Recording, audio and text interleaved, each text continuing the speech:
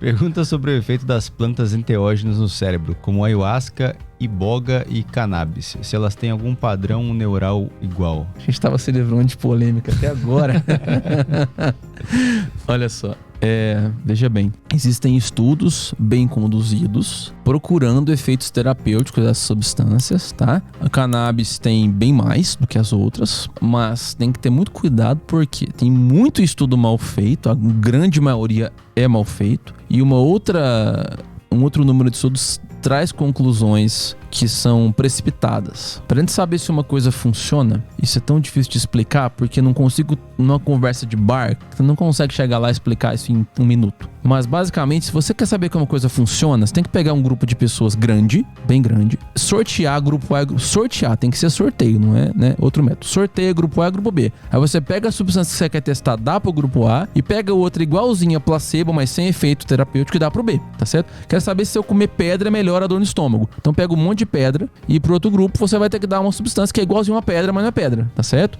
Que a pessoa que olhar para aquilo vai achar que é pedra, tá? Então você tem que olhar pro placebo e você tem que achar que é a substância. Ninguém pode saber. O ideal é que nem a pessoa saiba se é remédio ou se é o mentiroso e nem o médico não saiba, para ninguém ficar pesando na avaliação. Então divide em 2 grupos, sorteia, dá para um, dá o placebo pro outro, acompanha por um tempo e aí lá para frente você vai avaliar se quem tomou a substância de verdade melhorou em relação a quem tomou o placebo. Vamos supor que no grupo de placebo, 30% melhoraram. Isso acontece muito. E no grupo que não era o placebo, 40% melhorou. Então quer dizer, se aqui melhorou 40% e o placebo foi 30%, 10% a mais é o efeito do remédio.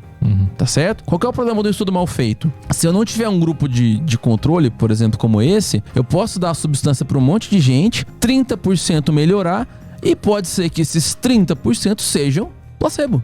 Então só consigo saber se não é o placebo se eu der placebo pra metade e comparar os dois. E eu não posso saber quem tomou o placebo, porque senão o cara que sabe que é placebo, ele vai acreditar menos no tratamento. E quando ele acredita, ele melhora mais. Está comprovado. Então você precisa de cegar essas pessoas, quer dizer, elas não podem saber qual que é qual, dá pra esses 2 grupos e ver no final o que aconteceu. Tá certo? Sempre que você pode fazer estudo assim, é o jeito ideal e correto de você fazer para você diminuir a chance de você dar uma coisa que não funcione. Então o efeito de um remédio ele é baseado no tanto que ele melhorou mais do que o placebo. Não é o que ele melhorou de modo absoluto. Por isso que você vai ter sempre alguém que vai ter um perfil no Instagram que eu comi pedra e curei do Parkinson.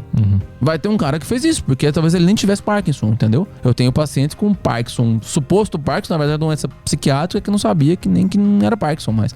Que não era Parkinson, ele tava tomando remédio para Parkinson 10 anos. Então não é porque uma pessoa ou 5 ou um grupo ou um estudo saiu que aquilo melhorou, você tem que saber por que melhorou. E o problema do cannabis é como tem muito estudo, de tudo quanto é jeito que você imaginar, para tudo quanto é doença que você imaginar, tem muita coisa mal feita que gera um tipo de expectativa errada. Então o que a gente sabe de modo mais consistente para estudos grandes e bem feitos metodologicamente, que a cannabis funciona para algumas formas de epilepsia infantil, para alguns quadros de problemas como esclerose múltipla, assim, alguns tipos de dor oncológica, bem questionável, tá certo? Desculpa se eu estiver esquecendo de algum outro detalhe, mas esses são os principais.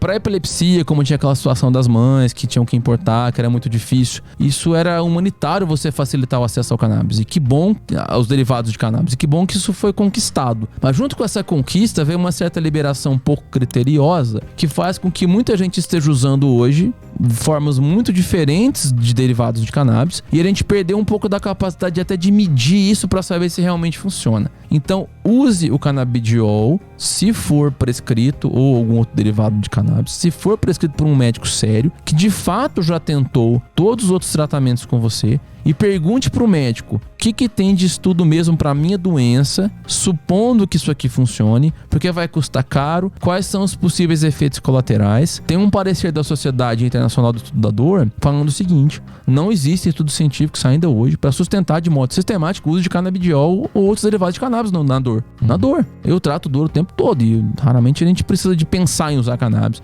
Talvez na dor oncológica um pouco mais, e o que a gente vê é a gente usando o cannabis os derivados de cannabis sem tentar outras coisas antes disso. Tá certo? Mostrando que talvez está sendo um pouco impulsivo esse uso, tá? Então, enquanto você não provar que funcione de modo mais categórico, você pode estar usando sem saber muito bem o que vai ganhar com aquilo. Tem um prejuízo até financeiro, que não é barato muitas vezes, e é um risco de efeitos colaterais mais leves a longo prazo, que nós ainda não conseguimos controlar muito bem. Então, de tudo que você falou, o que tem mais estudo ainda é o cannabis, mas quase sempre com evidências fracas. Então, muito cuidado, se informe bem, pega um médico que você confia. Cuidado com quem fala que é só especialista em cannabis, porque são várias doenças para qual ela está sendo estudada. Então, procure um especialista da sua doença, da sua área, para ele saber o que tem para aquela doença, te oferecer o que primeiro que tem mais evidência e depois te explicar os riscos de se usar uma coisa com pouca evidência. E se ainda assim você quiser, fazer isso de modo orientado